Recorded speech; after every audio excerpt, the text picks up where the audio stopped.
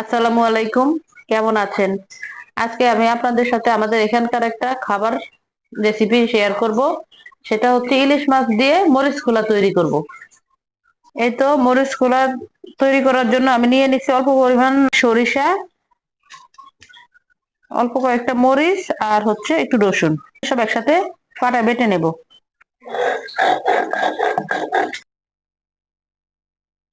এই তো রান্নাটা করার জন্য আমি দিয়ে দিব কড়াইতে তেল।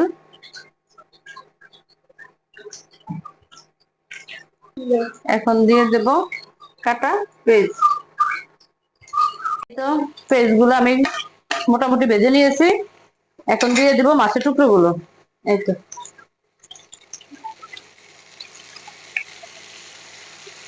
মাছের টুকরো গুলো আমি পেঁয়াজের সাথে ভেজে নেব। মাছটা পেঁয়াজের সাথে ভেজে নিয়েছি। এখন দিয়ে দিব পরিমাণ মতো হলুদ, দিয়ে দিব লবণ।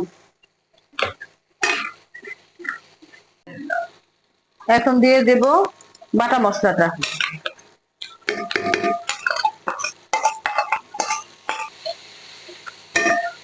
সবগুলো সবগুলো উপকরণ আমি ভালোভাবে মিশিয়ে অল্প আছে ভেজে নেব।